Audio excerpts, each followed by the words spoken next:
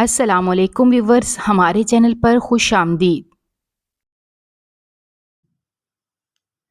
شام کی تھکن اپنے رنگ بکھیر چکی تھی۔ سورج آسمان کے کنارے سے دھیرے دھیرے نیچے اتر رہا تھا، جیسے کسی نے سنہری چراغ مدھم کر دیا ہو۔ نیلا آسمان اب نارنجی اور سرمئی دھند میں لپٹا دکھائی دیتا تھا۔ پرندے اپنے اپنے گھونسلوں کی جانب لوٹ رہے تھے اور ہلکی ہلکی ہوا درختوں کے پتوں کو تھپک رہی تھی۔ اس سنہری ہوتی شام میں یہ شہر لاہور کے ایک متوسط طبقے میں بنے 2 منزلہ گھر کا منظر تھا، جہاں اسٹنگ لاؤنج میں آتی انیسا سیڑھیوں کے آخری زینے پر بے ساختہ رکی۔ اس کا دل آج عجیب وہموں کا شکار ہو رہا تھا اور چہرے کی تازگی ان وسوسوں کے سبب ماند پڑ رہی تھی۔ وہ لائٹ بلو ایمبرائڈر شرٹ کے ساتھ سفید چکن کاری بلیک ٹراؤزر میں ملبوس تھی۔ بلو دوپٹہ جس کے کناروں پر سفید لیس تھی رول کر کے گلے میں ڈال رکھا تھا، جبکہ بالوں کو نیچے سے میسی کرل کیے چہرے پر ہلکے میک اپ کے سبب وہ عام دنوں کی نسبت حسین لگ رہی تھی۔ وہ آج شارق کے ساتھ باہر ڈنر پر جانے والی تھی اور یہ تیاری بھی اسی لیے تھی۔ گھر کے باقی سب افراد رشتہ داروں میں ہوتی شادی پر انوائٹڈ تھے اور شارق کی اہم میٹنگ کے سبب وہ دونوں اس شادی میں شرکت نہ کر سکے تھے۔ مگر شارق نے آج دوپہر میں اچانک ڈنر کا پلان بنا لیا تھا اور اب وہ اپنی تیاری مکمل کر کے شارق کے انتظار میں اسٹنگ لاؤنج تک چلی آئی تھی۔ گھر کے اسٹنگ لاؤنج میں اس وقت نیم روشنی کا ماحول تھا۔ ایک طرف کداور شیشے کی کھڑکی تھی جس سے شام کی مدھم روشنی اندر آ رہی تھی۔ کھڑکی کے پردے آدھے ہٹے ہوئے تھے اور باہر کا منظر کسی مصور کی پینٹنگ لگ رہا تھا۔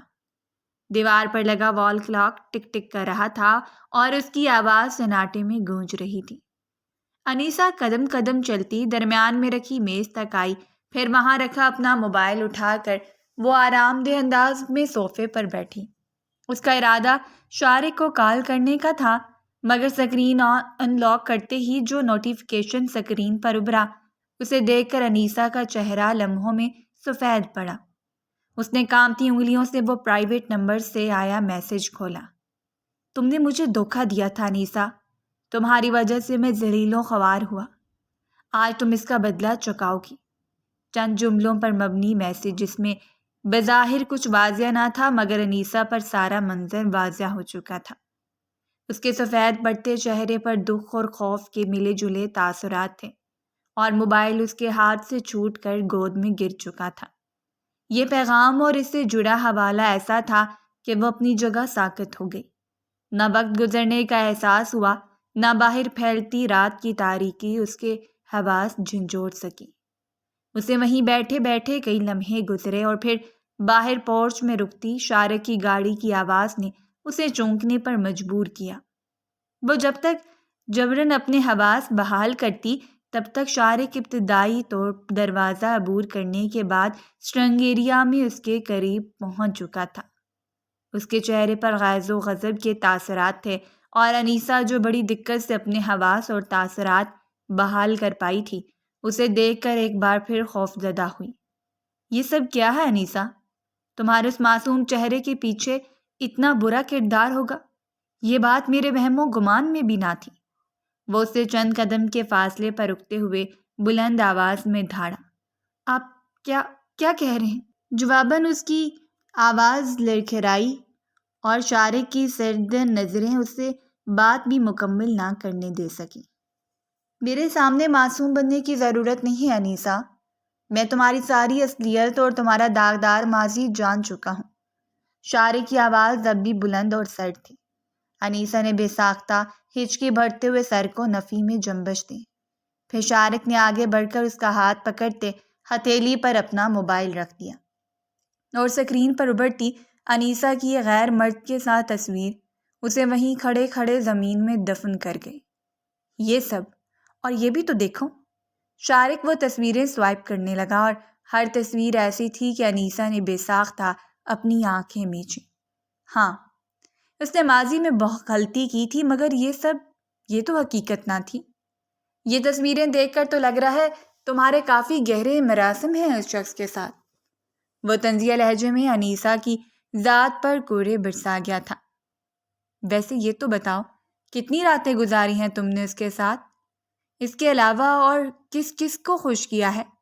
شارق نے سرد لہجے میں کہا تو انیسہ کا چہرہ ایک دم سفید پڑا، آنکھوں میں نمی الگ ہلکورے لینے لگی۔ اس نے کبھی خواب میں بھی نہیں سوچا تھا کہ شارق کو اس کی زندگی کا یہ سیاہ باب معلوم ہو جائے گا۔ اس کا کسی لڑکے کے ساتھ افیئر تھا۔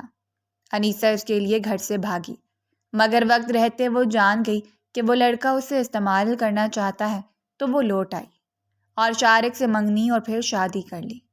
شارق کو بھی کچھ دیر پہلے ہی اس بارے میں معلوم ہوا تھا، جسے جان کر وہ غصے سے پاگل ہوتا، ہر لحاظ بالائے طاق رکھ چکا تھا۔ یہ سب جھوٹ ہے شارق، یہ تصویریں حقیقت نہیں ہیں۔ انیسہ نے اٹکتے ہوئے اپنی صفائی دی، مگر شارق کو اس کے بازو دبوچ کر اسے لہرا کر اپنے سامنے کھڑا کر چکا تھا۔ جھوٹ ہے یا حقیقت، یہ میرا درد سر نہیں۔ میں صرف اتنا جانتا ہوں کہ آنکھوں دیکھی مکھی نگلنا میرے بس میں نہیں ہے۔ اس کی آواز فیصلہ کن تھی۔ اس نے تو انیسہ کی کوئی بات، کوئی وضاحت بھی نہ سنی تھی۔ شارق، میری بات سنیں پلیز، میرے ساتھ ایسا مت کریں۔ وہ گڑگڑائی، مگر شارق پر اس کی آواز کوئی اثر نہ چھوڑ سکی۔ ہاں میں مانتی ہوں، میں نے غلطی کی اور یہ بات میں نے آپ سے چھپائی، مگر وہ انجانے میں ایسا اعتراف کر گئی جو شارق کی غلط فہمی کو مزید ہوا دے گیا۔ تو تم یہ بھی بات مان رہی ہو انیسہ کی یہ سب سچ ہے؟ یہ تصویریں، یہ محبت بھرے پیغام، تمہاری شخص کے لیے جھلکتی محبت اور تڑپ، کچھ بھی جھوٹ نہیں ہے۔ وہ اس کے اعتراف کو کس معنی میں لے گیا تھا یہ وہ خود بھی سمجھ نہ سکا۔ اور میں اتنا بےغیرت نہیں کہ ایک بٹی ہوئی عورت کو اپنی زندگی میں قبول کر سکوں۔ یکدم ہی وہ فیصلہ کن ہوا، پھر انیسہ کی بازو تھام کر داخلی دروازے کی طرف بڑھا۔ نہیں شارق، پلیز میری بات تو سنیں، میرے ساتھ یہ ظلم مت کریں شارق۔ اس کے ساتھ قدم گھسیٹتے ہوئے انیسہ نے اس کی منت کی، مگر شارق تو یوں تھا جیسے اسے کوئی آواز ہی سنائی نہ دیتی ہو۔ وہ اسے ہنوز گھسیٹتے ہوئے پورچ اور پھر لمبی روش پر عبور کر کے گیٹ کے سامنے آ رکا۔ باہر پھیلتی رات میں انیسہ نے اسے بے بسی سے دیکھا۔ اس کی آنکھوں ہنوز نمی برسا رہی تھیں اور اس کا جسم اب ہولے ہولے کانپ رہا تھا۔ میرے گھر سے چلی جاؤ انیسہ، مجھ میں اتنی ہمت نہیں کہ میں تمہیں اپنی زندگی میں مزید برداشت کر سکوں۔ جہاں بھی جاؤ مجھے اپنا پتہ بتا دینا، طلاق کے کاغذات تمہیں جلد مل جائیں گے۔ اس کے بعد تم جس کے ساتھ رہو، جس سے محبت کرو، راتیں گزارو، مجھے کوئی فرق نہیں پڑے گا۔ سرد آواز میں بولے گئے اس کے جملے انیسہ کے کانوں میں سور کی طرح گونجے تھے۔ میں اس وقت کہاں جاؤں گی شارق، میرے پاس تو کوئی ٹھکانہ بھی نہیں۔ وہ بے بسی سے منمنائی اور شارق نے جواباً اسے ایسی نظروں سے دیکھا کہ جو اسے زمین میں گاڑنے کے مترادف تھا۔ تمہارے چاہنے والے بہت ہیں انیسہ، جہاں بھی جاؤ گی تمہیں پناہ مل جائے گی۔ تمسکراتی مسکراہٹ کے ساتھ کہا گیا جملہ انیسہ کی ذات پر کوڑے کی مانند لگا۔ وہ مزید ایک لفظ بھی زبان سے نہ نکال سکی۔ وہ خاموشی سے پلٹی اور گیٹ عبور کر گئی۔ آہ! ایک لمحے کو دونوں کا دل کانپا، آنکھیں سرخ ہوئیں، مگر اب فیصلہ ہو چکا تھا تو اس پر عمل کرنا دونوں پر لازم تھا۔ وہ پیدل ہی سڑک کنارے خاموشی سے چل رہی تھی، کراہٹیں گھونٹ کر، سانسیں دبائے، کمزور پڑتے حواس یکجا کیے ہوئے۔ اسے اپنی منزل معلوم نہیں تھی، مگر وہاں رکنا بھی ناگزیر تھا۔ تبھی وہ بے حس بنی سیدھی سڑک پر چلتی جا رہی تھی۔ اوپر سے بے وقت ہوتی بارش نے اسے پورا بھگو دیا تھا۔ بھیگے بالوں کی چند لٹیں اس کے چہرے پر چپک رہی تھیں۔ سرد موسم میں بھیگی رات کے باوجود اس کے بے حس جسم میں کوئی اثر موجود نہ تھا، بس آنکھوں میں تیرگی تھی۔ وہ جب چلتے چلتے لمبی مسافت طے کر آئی اور پیروں نے مزید قدم اٹھانے سے انکار کیا تو وہ سڑک کنارے لگی سنگی بینچ پر جا بیٹھی۔ اسٹریٹ لائٹ کی ہلکی روشنی میں اس کا سایہ پیچھے درختوں پر بننے لگا اور وہ وہیں بیٹھے بیٹھے ماضی میں کھونے لگی، وہ ماضی جو اب اس کا حال بھیانک کر چکا تھا۔ یہ ان دنوں کی بات تھی جب اس کی یونی لائف کا آغاز ہوا تھا۔ کلاسز شروع ہوئے 3 ہی دن ہوئے تھے اور پھر چوتھے دن سینئرز کی طرف سے ہوتی ریگنگ کے نتیجے میں وہ عین چھٹی کے وقت لائبریری میں لاک ہو گئی تھی۔ تب اس کی چیخوں اور رونے کی آواز پر شہیر مرتضیٰ نے اس کی مدد کی تھی۔ ان دونوں کی یہ پہلی ملاقات تھی مگر آخری نہیں۔ وہ اس سے سینئر تھا اور تھا بھی بلا کا حسین، اور پھر یونی میں گزرتے وقت کے ساتھ ساتھ ان کی ملاقاتوں میں بھی اضافہ ہونے لگا۔ پہلے پہل پڑھائی میں مدد کے سلسلے میں ہونے والی بات چیت فون چیٹ تک پہنچی، پھر یونی میں اکثر وہ دونوں ایک ساتھ پائے جانے لگے۔ تب انیسہ کے وہم و گمان میں بھی یہ بات نہ تھی کہ اتفاقاً شروع ہونے والا یہ سلسلہ اسے بدنامی کے کس قدر پست گڑھے میں ڈالنے والا ہے۔ وہ عمر ہی ایسی تھی کہ وہ شہیر کی طرف سے ملتی توجہ پر باپ کی ساری ہدایتیں بھول گئی، ہر نصیحت کو پس پش ڈال گئی۔ ایسے ہی وقت گزرتا گیا اور انیسہ کا پہلا سیمسٹر اختتام پذیر ہو گیا۔ وہ جب اپنا آخری پیپر دے کر ہال سے نکلی تب شہیر اسی کے انتظار میں پہلے سے موجود تھا۔ تب وہ پہلی بار اس کے ساتھ یونی سے باہر لنچ پر گئی تھی، اور وہاں جا کر اس کے لیے ایک اور سرپرائز بھی تھا۔ پورے ریسٹورنٹ میں صرف وہ دونوں موجود تھے۔ اوپر سے جو آج سرخ اور سیاہ رنگ کی الگ سے سجاوٹ کی گئی تھی وہ انیسہ کی آنکھیں خیرہ کر رہی تھیں۔ ان دونوں نے خوشگوار ماحول میں لنچ کیا، پھر یکدم ہی وہاں کی ساری روشنیاں بجھا دی گئیں۔ صرف ایک گول دائرے سی روشنی ان دونوں پر اپنا عکس بکھیرنے لگی اور پیچھے وائلن کی مدھم مدھم دھمن بجنے لگی۔ انیسہ، اس مدھم دھن میں شہیر کی جذبوں سے بھری آواز ابھری تھی۔ وہ انیسہ کا ہاتھ تھامنا چاہتا تھا اور اس نے بغیر سوچے سمجھے اپنا ہاتھ اس کے ہاتھ میں تھما دیا تھا۔ ہم دونوں ایک ساتھ کافی وقت گزار چکے ہیں انیسہ، اور اب میری خواہش ہے کہ ہم اپنی باقی زندگی بھی ساتھ گزاریں۔ میں تمہیں ساری زندگی کے لیے اپنے ساتھ باندھنا چاہتا ہوں انیسہ۔ وہ نرم لہجے میں غیر واضح لفظ بول رہا تھا۔ انیسہ پر ان لفظوں کا مطلب واضح نہ ہوا مگر شہیر کے لہجے نے اس پر ایسا ترسم پھونک دیا تھا کہ وہ آنکھوں میں خوشی کے دیپ لیے اس کے ہاتھ میں مقید اپنا ہاتھ دیکھتی رہی۔ میں تم سے شادی کرنا چاہتا ہوں۔ ذرا سے توقف کے بعد اس نے واضح لفظوں میں اپنا پیغام اس تک پہنچایا، ساتھ ہی بائیں ہاتھ سے پینٹ کی جیب میں رکھی انگوٹھی کی ڈبیاں نکالی۔ انیسہ کے حواس گڑمڑ ہونے لگے۔ وہ ہاں اور ناک کی تکرار میں الجھی کچھ بول ہی نہ سکی کہ اس کے لیے یہ سب کچھ محض خواب جیسا تھا۔ بولو انیسہ، کیا تمہیں یہ شخص قبول ہے؟ اسے خاموش محسوس کر کے شہیر نے اپنی بات کو سوالیہ انداز میں ڈھالا اور چونک کر یکدم ہوا سنبھالتی انیسہ نے اپنا سر ہاں میں ہلا دیا تھا۔ شہیر نے وہ انگوٹھی اس کی انگلی میں پہنا دی اور یوں اس کی بربادی اس کے مزید قریب ہو گئی تھی۔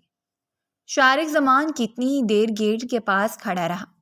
وہ غصے میں آ کر سنگ دلانہ فیصلہ تو کر چکا تھا مگر اب اس پر قائم رہنا اسے بہت مشکل لگ رہا تھا۔ ایسے ہی کئی لمحے گزرے اور ہر گزرتے لمحے کے ساتھ اس کی آنکھیں سرخ ہوئیں۔ ضبط سے ہاتھ کی بند مٹھی پر رگیں ظاہر ہونے لگیں مگر وہ بے حس بنا وہیں کھڑا رہا، یہاں تک کہ بے وقت ہوتی بارش نے اسے بالکل بھگو ڈالا۔ ہوش تو اسے تب آیا جب باہر گاڑی کا ہارن سنائی دیا۔ یقیناً گھر کے سب افراد شادی سے واپس آ چکے تھے۔ چوکیدار نے آگے بڑھ کر گیٹ کھولا تو ان کی گاڑی گیٹ عبور کرتی پورچ میں آ کر رکی۔ شارق بھی اپنے تھکن زدہ قدم اٹھاتا وہیں چلا آیا اور اس کی سرخ آنکھیں دیکھ کر مہرین بیگم تڑپ کر اس تک آئیں۔ کیا ہوا شارق؟ تمہاری آنکھیں اتنی سرخ کیوں ہو رہی ہیں؟ اور یہاں اتنی بارش میں باہر کیوں کھڑے تھے؟ اس کا چہرہ سہلاتے ہوئے وہ ایک ساتھ کئی سوال کر گئی جبکہ باقی سب بھی پریشانی سے شارق کو ہی دیکھ رہے تھے۔ زیادہ کچھ نہیں ہوا اماں، بس آج دل کو ایسی چوٹ لگی ہے کہ میں سنبھل ہی نہیں پا رہا۔ اس کا لہجہ بکھرا ہوا تھا اور تبھی مہرین بیگم کو انہونی کے احساس نے شدت سے گھیر لیا۔ کیا ہوا ہے؟ کچھ بتاؤ تو صحیح۔ اور انیسہ کہاں ہے؟ وہ انیسہ کی غیر موجودگی بھانپ چکی تھیں اور یہ بات زیادہ پریشانی کا سبب تھی۔ اس لڑکی کا نام مت لے اماں، وہ بے تاثر لہجے میں کہہ کر ان کا ہاتھ اپنے چہرے سے ہٹاتا اندر بڑھ گیا جبکہ باقی سبھی پریشان تاثرات چہرے پر سجائے اس کے پیچھے ہی بڑھے۔ کیوں نام نہ لوں شارق؟ تو مجھے کچھ بتا کیوں نہیں رہے؟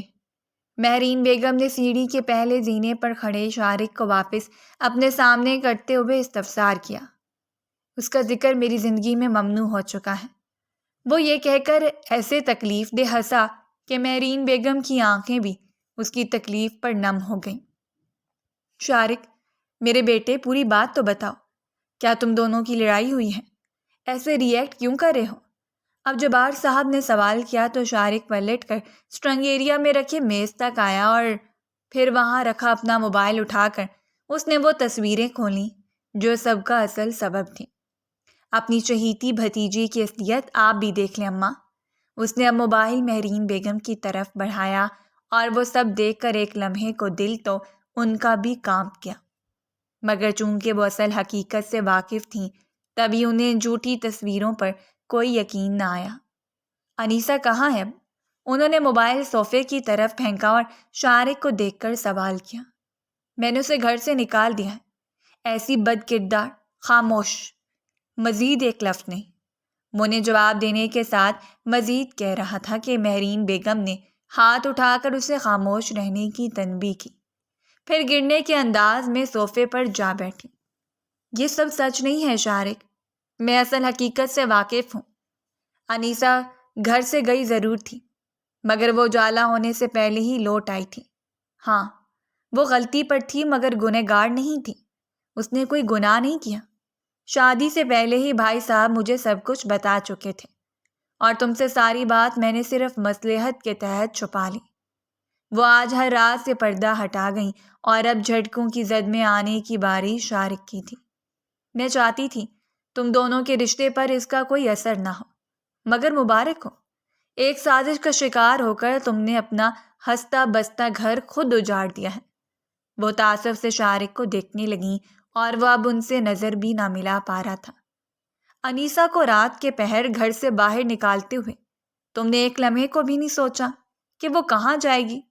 اس کے پاس تو اس چھت کے علاوہ اور کوئی ٹھکانہ بھی نہیں تھا۔ تم اتنے ظالم کب سے ہو گئے شارق؟ ان کی آواز میں نمی جبکہ آنکھوں میں تعصب تھا۔ انہیں شارق سے اس قدر سنگ دلی کی امید نہ تھی۔ مجھے یقین ہے جتنے جذباتی تم ہو، تم نے انہی جھوٹی تصویروں کی بنیاد پر بے درک فیصلہ کیا ہوگا۔ ارے بے وقوف، اگر انہیں غور سے دیکھ لیتے تو سمجھ جاتے یہ سب فوٹو شاپ ہے۔ ان کا بس نہ چل رہا تھا، ورنہ وہ شارق کو اس بے وقوفی پر 2 تھپڑ لگا دیتی۔ شارق نے ان کی بات پر ایک بار پھر وہ تصویریں دیکھیں اور واقعی فوٹو شاپ کی گئی تھیں۔ وہ غصے میں اس قدر بپھرا ہوا تھا کہ اصل اور نقل کی پہچان ہی نہ کر پایا۔ مجھ سے غلطی ہو گئی امی، مجھے اس کی بات سننی چاہیے تھی۔ وہ بھی پشیمان ہوا، مگر اب شاید اس کا کوئی فائدہ نہ رہا تھا۔ اب جاؤ اور انیسہ کو ڈھونڈ کر لاؤ، وہ نہ جانے کہاں ہوگی۔ جب تک تم انیسہ کو صحیح سلامت واپس نہیں لے کر آؤ گے، میں تمہاری شکل بھی نہیں دیکھوں گی۔ مہرین بیگم بھی فیصلہ کن ہوئی۔ انہیں انیسہ کی فکر تھی، تبھی وہ شارق سے بھی سخت لہجے میں بات کر گئی، جبکہ شارق فوراً باہر کی طرف دوڑا اور روشن بھائی بھی اس کے پیچھے ہی پورچ کی طرف بڑھ گیا۔ یونی کی پر رونق زندگی میں کئی دن مزید گزر گئے۔ شہیر کے جال میں پھنستی انیسہ اپنی الگ ہی خوابوں کی دنیا بسا رہی تھی، وہ دنیا جس نے جلد اس کا حال خراب کر دینا تھا۔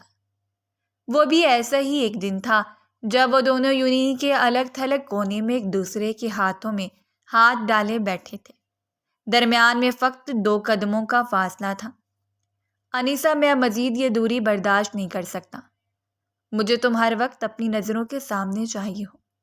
انگوٹھے سے اس کے ہاتھ کی پشت سہلاتے ہوئے شہیر کے لہجے میں بہت بے بسی سموئی ہوئی تھی۔ میں بھی آپ سے دور نہیں رہنا چاہتی شہیر۔ انیسہ کا جواب اس کی توقع کے عین مطابق تھا، تبھی تو اس کی آنکھوں میں شاطرانہ چمک ابھری۔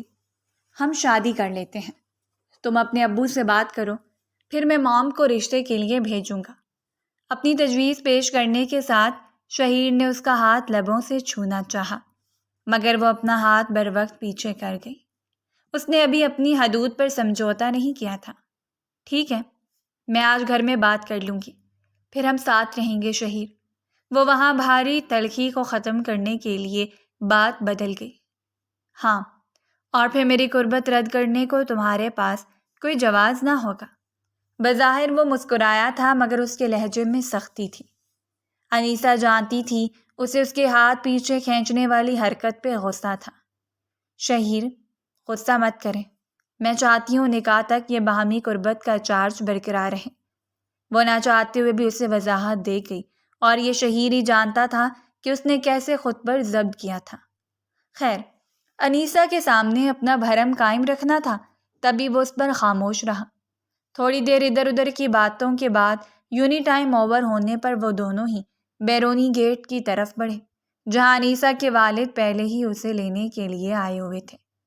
گھر جا کر انیسہ نے سب سے پہلے ابا سے شہیر ہی کی موضوع پر بات کی، اور اس بات پر وہ جس طرح ہتھے سے اکھڑے انیسہ خود سہم گئی۔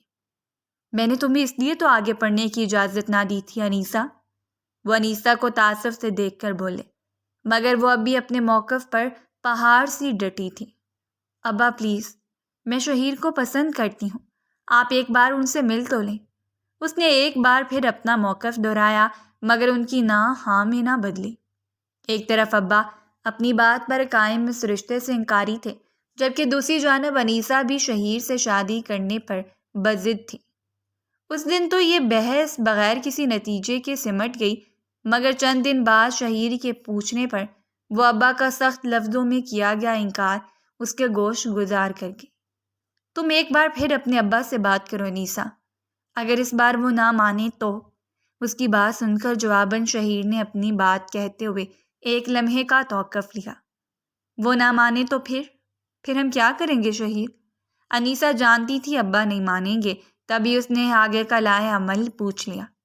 پھر ہم گھر سے بھاگ کر شادی کر لیں گے۔ جب کچھ دنوں بعد جب تم خوش باش ان کے سامنے جاؤ گی تو وہ ہمیں معاف کر دیں گے۔ وہ اتنی بڑی بات آرام سے کہہ گیا، جبکہ انیسہ اس سوچ پر ہی کام گئی تھی۔ وہ اپنے والد کو ایسی رسوائی نہیں دے سکتی تھی۔ انیسہ، ہمارے پاس اس کے علاوہ اور کوئی حل نہیں ہے۔ اسے مسلسل انکار کرتا دیکھ کر وہ بھی اب ذرا سخت ہوا، اور پھر یہ شہیر کی مسلسل برین واشنگ کا نتیجہ تھا کہ وہ اس کے ساتھ گھر سے بھاگنے پر رضامند ہو گئی تھی۔ رات گہری ہو چکی تھی۔ آسمان پر چاند بادلوں کی اوٹ میں چھپ کر بس ہلکی سی چمک دیتا جا رہا تھا۔ سڑکیں سنسان تھیں، صرف کہیں دور کسی کتے کے بھونکنے کی آواز اور ہوا کے دوش پر ہلتے پتے کی سرسراہٹ کا منظر پیدا کر رہے تھے۔ اس گہری اور تاریک ہوتی رات میں انیسہ آہستہ سے کمرے کا دروازہ کھول کر باہر نکلی، قدم اتنے ہلکے جیسے ہوا بھی اس کی آہٹ نہ سن لے۔ چہرے پر اچھی طرح چادر لپیٹے وہ خاموشی سے صحن پار کر گئی۔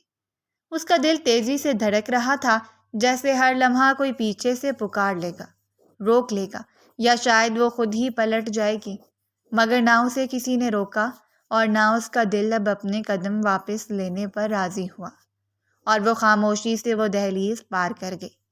دروازے سے باہر نکلتے ہی وہ چند لمحوں کے لیے رکی۔ اس نے آہستہ سے پیچھے مڑ کر دیکھا، وہی گھر جہاں اس کی ہنسی تھی، اس کی پہچان تھی، اس کے اپنے تھے۔ اس کی آنکھوں میں نمی اتر آئی، دل بھر آیا، مگر پھر وہ سر جھٹک کر پلٹی۔ ابا کے انکار کے سبب ہی وہ یہ قدم اٹھانے پر مجبور ہوئی تھی۔ اگر وہ مان جاتے تو شاید حالت مختلف ہوتی، اسے یوں گھر سے بھاگنا نہ پڑتا۔ اس نے خود کو تسلی دینے کے لیے اس سب کا سبب باپ کو قرار دیا، پھر ہمت یکجا کیے وہ آگے بڑھ گئی۔ گلی کی روشنی مدھم سی چمک رہی تھی، جیسے وقت بھی اس کے فیصلے پر سوگوار ہو۔ وہ تیز قدموں سے چلتی گئی، اندھیرے کی سمت ایک انجان راہ پر، جس کی منزل نہ جانے کیا ہونے والی تھی۔ کچھ ہی فاصلے طے کرنے پر اسے شہیر کھڑا نظر آیا تھا۔ وہ تیزی سے اس تک گئی، ہاتھ میں پکڑا چھوٹا سا بیگ جس میں وہ چند ضروری چیزیں ہی لائی تھی۔ وہ شہیر کو پکڑایا اور پھر پاس رکھی ٹیکسی میں سوار ہو گئی۔ شہیر اسے کہیں دور نہیں لے کر گیا تھا، بلکہ وہ انیسہ کو اسی شہر میں اپنے دوست کے ایک فلیٹ میں لایا تھا۔ تم ادھر ہی رکو، میں تھوڑی دیر تک آتا ہوں، ایک ضروری کال کر لوں۔ اسے وہیں رکنے کا کہہ کر شہیر خود باہر کی طرف آیا، پھر ادھر ادھر محتاط انداز میں دیکھ کر اس نے ایک نمبر ڈائل کیا۔ جبکہ اندر موجود انیسہ نے وہاں ہر چیز پر چھائی گرد دیکھی تو اس کا دل ڈوبنے لگا۔ یہاں تو سانس لینا دشوار تھا۔ تبھی وہ بھی شہیر کے پیچھے ہی آئی، لیکن شہیر اپنی جیت کے نشے میں گم اس کی آہٹ محسوس ہی نہ کر پایا تھا۔ ہاں باس، بہت تگڑا مال ہے، قسم اٹھوا لو باس، ایسی لڑکی لایا ہوں کہ تم ایک رات میں اس کی قیمت وصول کر لو گے۔ یہ شہیر ہی کی آواز تھی اور اس کے پیچھے کھڑی انیسہ پر ایک لمحے میں کئی سانحے گزر گئے تھے۔ بے یقینی، مان ٹوٹنے کا دکھ، غلط انتخاب اور باپ کی دہلیز چھوڑنے کا نتیجہ، سب کچھ وہ ایک ہی لمحے میں محسوس کر گئی۔ ہاں، آپ کی ڈیمانڈ کے مطابق ہی لڑکی لایا ہوں۔ آپ پیسہ تیار رکھیں باس۔ وہ کیا ہے نا، شہیر ادھار نہیں رکھتا، وہ خباثت سے کہہ کر زور سے ہنسا۔ انیسہ نے اپنی ہچکی دبانے کو بے ساختہ منہ پر ہاتھ رکھا تھا۔ یہ سب جان کر اس کے رونگٹے کھڑے ہو رہے تھے۔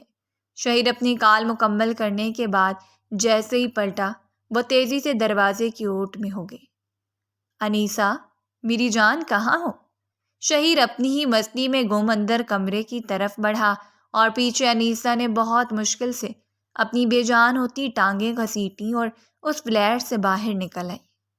اس کی آنکھوں سے آنسو تواتر برس رہے تھے۔ وہ تیز تیز سیڑھیاں اترتی اس بلند عمارت سے باہر نکلی اور یہ اس کی خوش قسمتی ہی تھی کہ اسے وہیں پر ایک رکشہ بھی مل گیا۔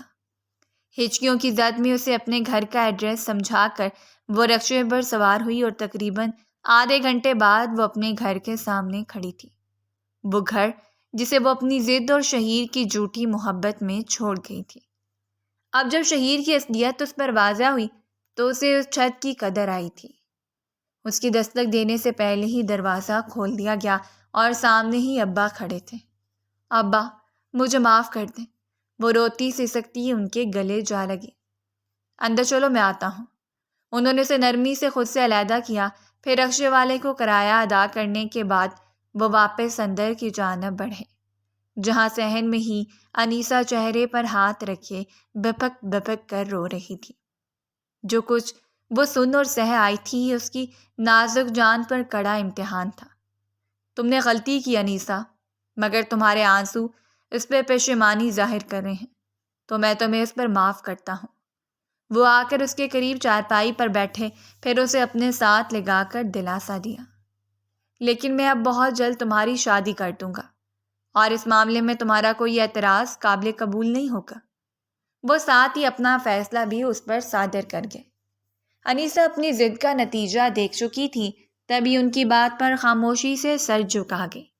پھر اگلے ہی دن ابا نے اپنی بہن مہرین بیگم کو بلوایا اور ان کے سامنے ساری حقیقت رکھ دی۔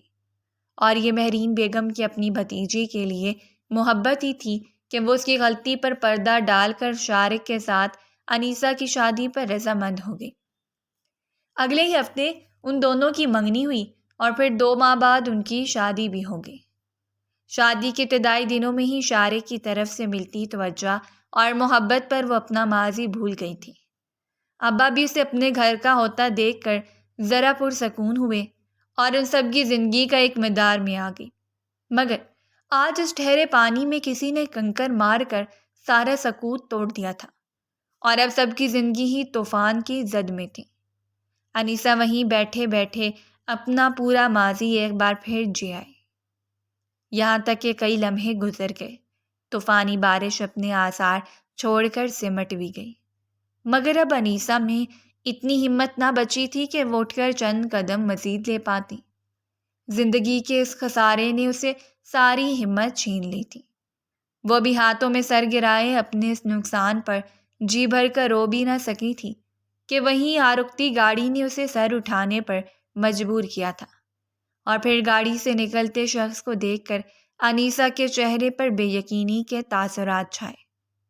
اگلے ہی لمحے وہ وہاں سے اٹھی اور اپنے قدم مخالف سمت لینے چاہے، مگر وہ شخص بروقت اس کی کلائی دبوچ کر اسے اپنی گرفت میں لے چکا تھا۔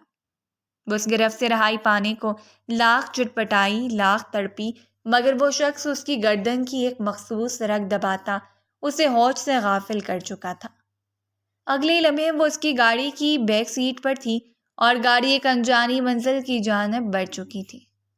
صبح کے پہلے پہر کی خاموشی ابھی قائم تھی۔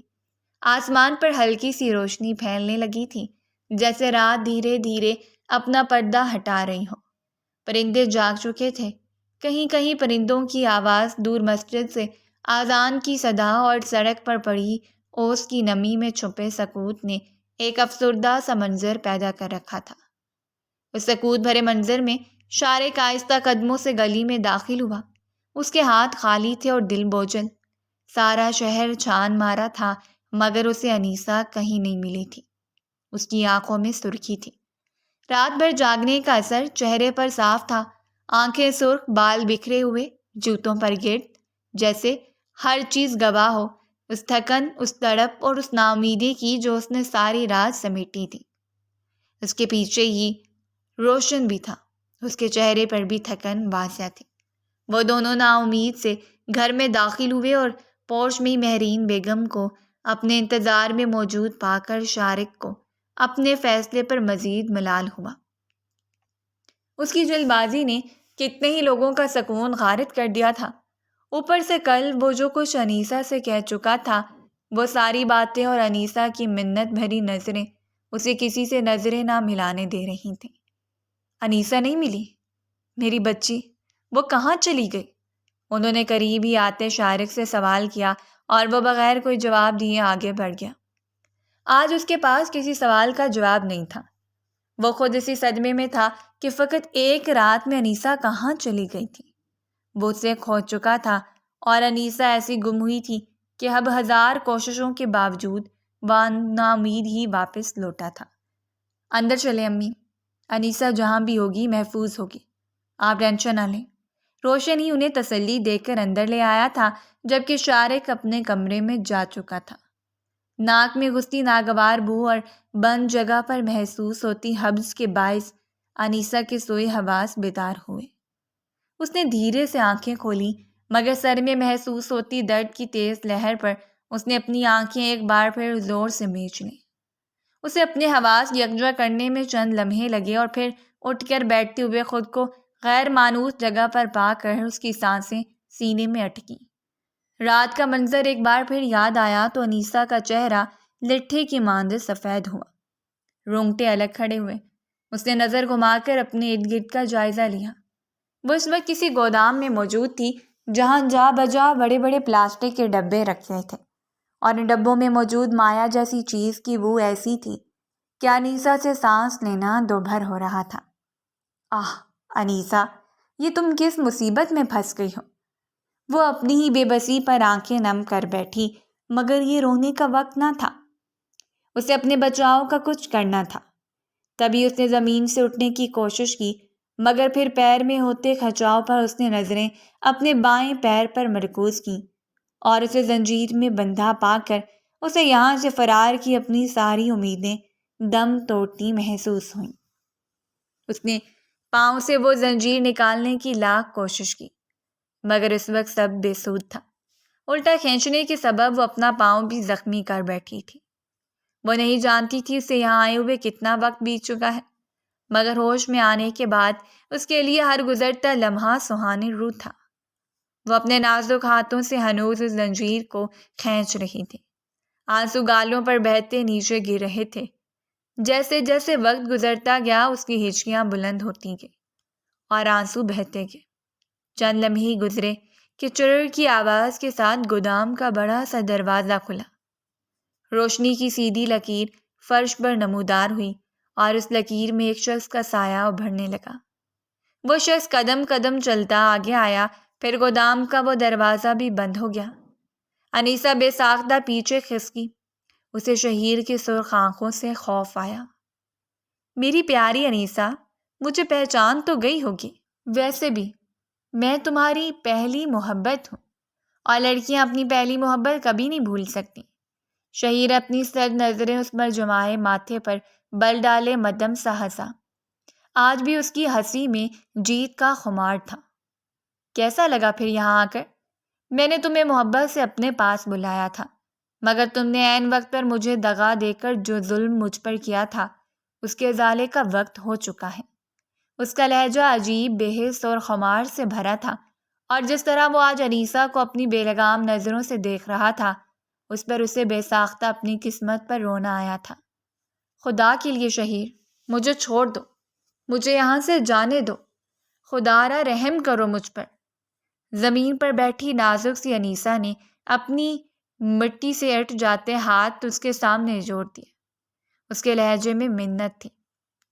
اس کی گڑگڑاہٹ پر شہیر کا دلکش کہکا روم کی فضا میں گونجا۔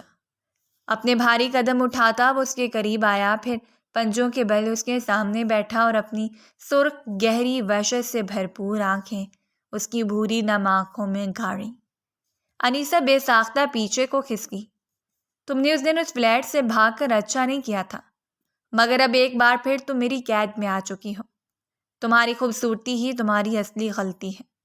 نہ تم اتنی خوبصورت ہوتی، نہ میری نظر تم پر رکتی، اور نہ ہی آج تم یہاں ہوتی۔ وہ اس کا جبڑا دبوچ کر اسے اپنے قریب کر گیا۔ اس کی پکڑ انتہائی سخت تھی۔ انیسہ نے درد کی تیز لہر محسوس کی۔ اب تم تب تک یہ قید برداشت کرو گی جب تک میرا دل نہیں بھر جاتا، مگر یاد رکھنا اس قید کے بعد ایک لمبی قید بھی تمہاری منتظر ہے۔ وہ جنونیت اور وحشت سے بولا تھا۔ انیسہ کے جسم پر بے ساختہ کپ کپی طاری ہوئی۔ شہیر کی نظریں اتنی انتقامی تھیں کہ انیسہ کو اب سچ مچ اپنی جان فنا ہوتی محسوس ہوئی۔ تمہارے بھاگنے کی وجہ سے اس دن باس نے جو میری دھلائی کی تھی، اس کے زخم آج بھی تازہ ہیں، اور اب شہیر تم سے اس سب کا بدلہ سود سمیت لے گا۔ شہیر کی آواز ہر احساس سے آ رہی تھی، جبکہ اس کی نظریں انیسہ کے چہرے کا طواف کر رہی تھیں۔ بھوری نم آنکھیں رونے کے سبب سرخ ہوتی، ستما ناک، باریک گلابی کپ کپاتے ہونٹ۔ وہ لڑکی مکمل حسن رکھتی تھی، اور قسمت کی ستم ظریفی یہ تھی کہ وہ اس وقت شہیر کی دسترس میں تھی۔ وہ شان سے مسکرایا، پھر انیسہ کے قریب سے اٹھ کھڑا ہوا۔ تم سے پہلے میں اپنا دل بہلاؤں گا، اور پھر تمہیں ایسی جگہ بھیجا جائے گا جہاں ہر روز تم نئی شخص کی قربت سہو گی۔ وہ جاتے جاتے بھی اس کے کانوں میں سور پھونک گیا، جبکہ پیچھے زمین پر بیٹھی انیسہ ایک بار پھر اپنے حواس کھو چکی تھی۔ صبح کے بعد اب دوپہر ڈھل آئی تھی، اور شارق تب سے اپنے کمرے میں بند تھا۔ میرین بیگم کئی بار اس کے کمرے کا دروازہ بجا چکی تھی، لیکن وہ بے حس بنا خود کو اذیت کی بھٹی میں جلائے ہوئے تھا۔ شارق، میری بات تو سنو بیٹا، یوں کمرہ نشین ہو جانا تو مسئلے کا حل نہیں ہے۔ میرین بیگم نے ایک بار پھر دروازہ بجاتے ہوئے اسے سمجھانے کی کوشش کی۔ شارق، دروازہ تو کھولو۔ میرے لیے کیا انیسہ کی پریشانی کم ہے جو تم بھی مجھے تکلیف دے رہے ہو؟ وہ وہیں دروازے سے لگ کر کھڑی ہو گئیں۔ ان کی آواز رندی ہوئی تھی، اور ان دونوں کے لیے پریشانی ان کے لہجے سے جھلک رہی تھی۔ شارق بیٹا، دروازہ کھولو، ماں کو ایسے مت ستاؤ۔ اب پاس کھڑے جبار صاحب نے بھی صاحبزادے کو سمجھانے کی کوشش کی، اور پھر اگلے ہی لمحے کلک کی آواز کے ساتھ دروازہ کھلا۔ وہ دونوں سرحد سے اندر بڑھے جہاں میٹرس پر شارق بیٹھا تھا۔ الجھے بکھرے سے حلیے میں دونوں ہاتھوں میں سر کو گرائے وہ قابل رحم حالت میں تھا۔ شارق، میری جان، ایسے خود کو بے بس مت کرو، ہم اس مسئلے کا حل نکالیں گے۔ میرین بیگم اس کے پاس ہی میٹرس پر بیٹھی۔ انیسہ کی دوستوں کو کال کرو، شاید وہ ان کے گھر گئی ہو، ایک بار کوشش تو کرو۔ اس کا چہرہ اپنی طرف کرتے ہوئے انہوں نے امید تھمانے کی کوشش کی، اور وہ نا امید ہوتا اپنا چہرہ ایسے پھیڑ گیا جیسے پوری دنیا سے روٹھ جانا چاہتا ہوں۔ میں اسے ہر جگہ تلاش کر چکا ہوں اماں، وہ کہیں نہیں ہے۔ گم ہوئے لوگوں کو تو تلاش کیا جا سکتا ہے، مگر جو لوگ جان بوجھ کر کھو جائیں انہیں ڈھونڈنا بہت مشکل ہوتا ہے۔ اس کی آواز بہت آہستہ تھی، اور جس طرح وہ اذیت کی بھٹی میں سلگ رہا تھا اسے محسوس کر کے خود میرین بیگم بھی آپ دیدہ ہو گئی۔ کل انیسہ روتی رہی، سسکتی رہی، مجھے اپنی بات کا یقین دلانے کو اس نے میری اتنی منتیں کی، اور میں بے حس بن گیا۔ میں نے اپنے کان لپیٹ لیے اور اس کی ایک نہ سنی۔ کل کا منظر ایک بار پھر اس کے ذہن میں ابھرا، انیسہ کے آنسو، اس کی سسکیاں، وہ کچھ بھی تو فراموش نہ کر پا رہا تھا۔ میں نے اسے گھر سے نکال دیا تھا ماں، اور وہ میری زندگی سے بھی نکل گئی۔ اب وہ ایسی گئی ہے کہ میں چاہ کر بھی اسے ڈھونڈ نہیں پا رہا۔ شارق نے ضبط سے آنکھیں میچیں۔ یہ سارے اعتراف تکلیف دہ تھے، اور کل جو تکلیف وہ انیسہ کو دے چکا تھا اس کی شدت اسے اب محسوس ہو رہی تھی۔ ایسے مت سوچو شارق، اس کے ساتھ کوئی حادثہ بھی تو ہو سکتا ہے۔ تم اپنی کوشش تو جاری رکھو، دیکھنا انیسہ جلد مل جائے گی۔ انہوں نے نرمی سے اس کے بال سہلائے، وہ گوشوں تک سرخ ہو جاتی، آنکھیں نرمی سے صاف کی۔ انیسا کے پاس کچھ تو ایسا ہوگا جسے اسے ڈھونڈا جا سکے، کوئی ایسا اشارہ جس سے مدد مل جائے کہ انیسا کہاں گئی ہوگی۔ مہرین بیگم کی بات پر شارق کے ذہن میں جھماکا سا ہوا۔ وہ انگوٹھی یاد آئی جو اس نے انیسا کو منہ دکھائی میں دی تھی۔ اس میں چھوٹا سا ٹریکر لگا تھا اور اس کے ذریعے انیسا کو ڈھونڈا جا سکتا تھا۔ اوہ اماں، یہ میں نے کیوں نہیں سوچا۔ یہ ذریعہ تلاش ہی اس کی چہرے سے اداسی بھگا لے گیا۔ میں نے انیسا کو انگوٹھی دی تھی، اس میں ٹریکر ہے، اسے پتہ چل جائے گا کہ انیسا کہاں ہے۔ وہ پرجوش ہوتے ہوئے میٹر سے اٹھا، پھر سائڈ ٹیبل سے رکھا اپنا فون اٹھایا اور اس انگوٹھی کے ٹریکر کی لوکیشن چیک کی۔ مہرین بیگم اور جبار صاحب امید کی اس ننھی کرن پر خوش نظر آئے۔ انیسا یہاں کیا کرنے گئی ہوگی؟ موبائل سکرین پر ابھرتی شہری آبادی سے ہٹ کر گنجان آباد علاقے میں شو ہوتی اس کی لوکیشن شارق کو ایک بار پھر تشویش میں مبتلا کر گئی، مگر اب چونکہ وہ اس کا سراغ پا چکا تھا، تبھی گاڑی پر اپنے ساتھ روشن کو لیے وہ اس جگہ کی طرف روانہ ہوا جہاں اس دشمن جاں کی موجودگی اس کی تشویش اور پریشانی بڑھا چکی تھی۔ اسے یہاں قید ہوئے مزید کئی گھنٹے گزر گئے۔ وہ بھوک سے نڈھال ہو چکی تھی، اوپر سے شہید کی باتیں اس کی رہی سہی ہمت بھی توڑ چکی تھی۔ میں نے اپنے لیے خود ہی اذیت چنی تھی، اب اسے بھگتنا تو پڑے گا۔ اپنی ہتھیلیوں کو تکتے ہوئے انیسا نے اپنی غلطی تسلیم کی، وہ غلطی جو اس نے شہید سے محبت کی صورت عرصہ پہلے کی تھی اور آج اس کا خمیازہ بھگت رہی تھی۔ وہ اپنی سوچوں میں غلطاں تھی کہ گودام کا دروازہ ایک بار پھر کھلا تھا، اندر آنے والا اب بھی شہید تھا۔ جیت کی مستی میں گم انیسا کو روندنے کے ارادے بھانپتا وہ قدم قدم اس کے نزدیک آیا اور انیسا پیچھے کو ہوتی ہوئی دیوار سے جا لگی۔ آج مجھ سے بھاگ کر کہاں جاؤ گی انیسا؟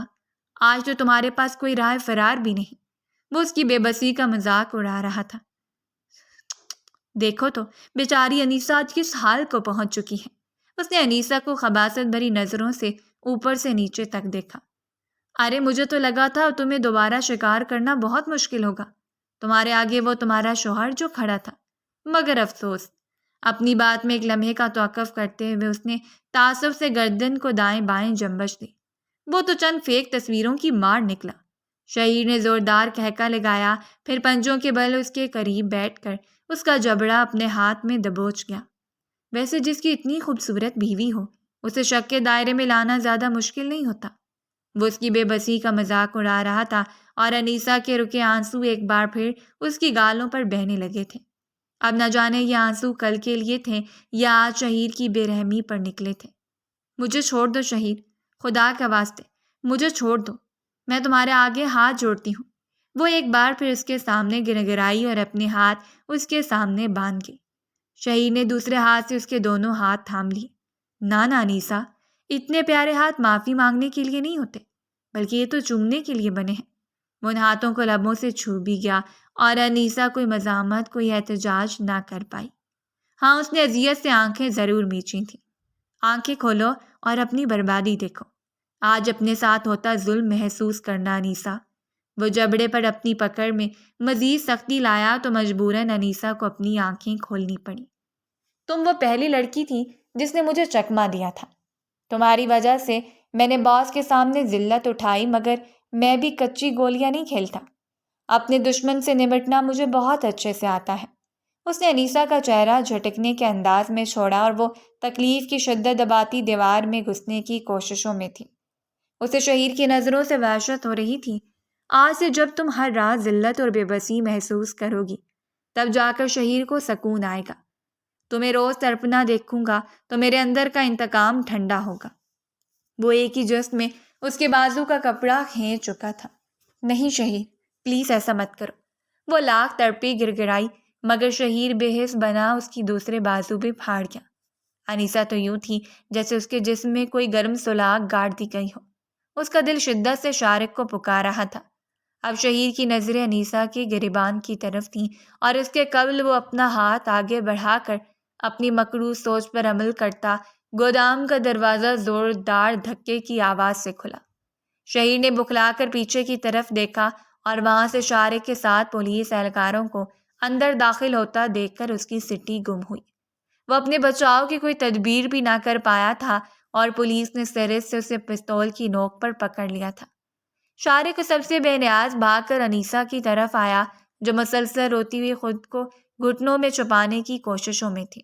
اس نے قریب آ کر اپنا سیاہ بلیزر انیسہ کے گرد دوڑا اور پھر پاس ہی بیٹھ کر اسے اپنے حصار میں لے گیا، جبکہ روشن پولیس کی حراست جاتے شہیر کے ساتھ ہی باہر نکل گیا۔ تم ٹھیک ہو؟ اس نے انیسہ کا پسینے سے تر ہوتا چہرہ اپنے دونوں ہاتھوں میں تھاما، مگر انیسہ کی حصیں تو ابھی تک مفلوج تھیں۔ وہ ہچیوں کی زد میں روتی ہی اس کا مضبوط دل بھی دہلا چکی تھی۔ میں اب بھی پاک ہوں شارق، شہیر نے میرے ساتھ کچھ… وہ اٹھتے ہوئے اپنی صفائی دینا چاہتی تھی، مگر شارق اس کے ہونٹوں پر انگلی رکھ کر اسے خاموش کروا گیا۔ مجھے تم پر یقین ہے انیسہ، میری بیوی باکردار اور پاکیزہ ہے۔ وہ اپنے ان لفظوں سے اسے نئی زندگی بخش گیا تھا۔ کہیں نہ کہیں غلطی ان دونوں نے کی تھی، مگر یہ ان کی خوش قسمتی ہی تھی کہ وہ شارق وہاں بر وقت پہنچ کر انیسہ کے ساتھ ساتھ خود کو بھی بڑے خسارے سے بچا چکا تھا۔ کچھ دیر بعد ہی روشن اور زنجیر کی چابی لیے واپس آیا تو شارق نے انیسہ کو اس قید سے مکمل طور پر آزاد کیا۔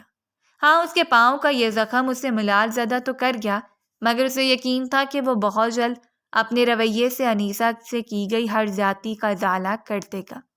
ویسے بھی جہاں محبت ہو وہاں محبوب کی خامیاں نہیں دیکھی جاتی۔ ان دونوں کو بھی ایک دوسرے سے محبت تھی اور یہ ایک دن کی جدائی انہیں اس بات کا اچھے سے احساس دلا چکی تھی۔ اگر آپ کو ہماری کہانیاں پسند آ رہی ہیں تو ہمارے چینل کو سبسکرائب کیجیے، ویڈیوز پر کمنٹ کیجیے اور شیئر کیجیے۔ شکریہ۔